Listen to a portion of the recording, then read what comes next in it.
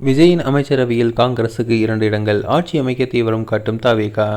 தமிழ்நாடு கடந்த பல சதாப்தங்களாக கண்டிராத ஒரு மாற்றத்திற்கான தயாராக வருகிறது. அது கூட்டணி அரசாங்கம். முன்னாள் IAS அதிகாரி சகாயம் அவர்களை இடைத்தேர்தல் மூலம் உள்ளே கொண்டு வரும் திட்டங்கள் உள்பட ஒரு வழக்கத்திற்கு மாறான அதிகார கூட்டமைப்பிற்கான ஆரம்பகட்ட அதிகாரிகள் தென்படுகின்றன.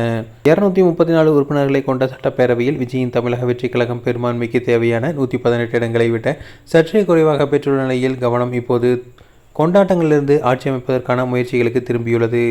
செவ்வாய்க்கிழமை காலை விஜய் தனது கட்சி அலுவலகத்திலிருந்து புதிய MLA-க்களுடன் ஆலோசனை நடத்திய போது கூட்டணிக்கான வரைபடம் தெளிவாக தெரிந்தது.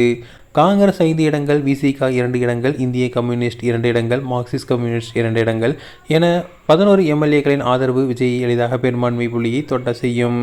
இடதுசாரி கட்சிகளும் VCK-வும் திமுக தலைமையிலான கூட்டணியிலிருந்து வெளியேறுவது என்பது காலத்தின் கட்டாயமாக இருக்கலாம். இது தவிர இந்தியன் முஸ்லீம் லீக், தேமுதிக அல்லது பாமகவின் ஒரு பகுதியின் ஆதரவு கிடைத்தால் கட்சிக்கு கூடுதல் பலத்தை தரும். இந்த கட்சிகள் முக்கிய நிர்வாகிகள் தவிக தலைமையிலான முறைசாரா பேச்சுவார்த்தைகள் நடந்து வருவதாக தெரிவித்துள்ளனர். VCK தலைவர் திருமாவளவன் பேசும்போது மக்கள் கூட்டணி ஆட்சியை விரும்புவதாகவும் தனது கட்சி இடதுசாரி தோழமைகளுடன் மாநிலத்தில் ஒரு மதசார்பற்ற முன்னிலையில் தொடர்ந்து நீடிப்போம் என்றும் சுட்டிக்காட்டியுள்ளார். அதிகாரங்கள் மையப்படுத்தப்பட்ட ஒரு மாநிலத்தின் தேர்தல் பிரச்சாரத்தின் போதே விஜய் கூட்டணி ஆட்சி என்ற கருத்தரங்கிற்கு தயாராக இருந்ததாக தவிக வட்டாரங்கள் தெரிவிக்கின்றன.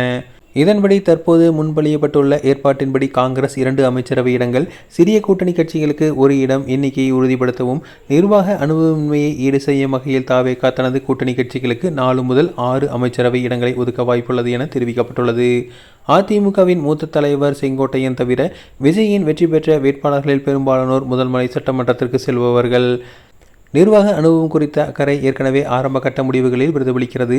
ஊழலுக்கு எதிரான நிலைப்பாட்டிற்கு பெயர் பெற்ற முன்னாள் IAS அதிகாரி சகாயம் விஜய் வெற்றி பெற்ற 2 தொகுதியில் ஒன்றான திருச்சி கிழக்கில் இடைத்தேர்தல் மூலம் போட்டியிட்டு சட்டமன்ற பணிக்கு வரக்கூடும் என அரசியல் வட்டாரங்கள் உன்னிப்பாக கவனித்து வருகின்றன.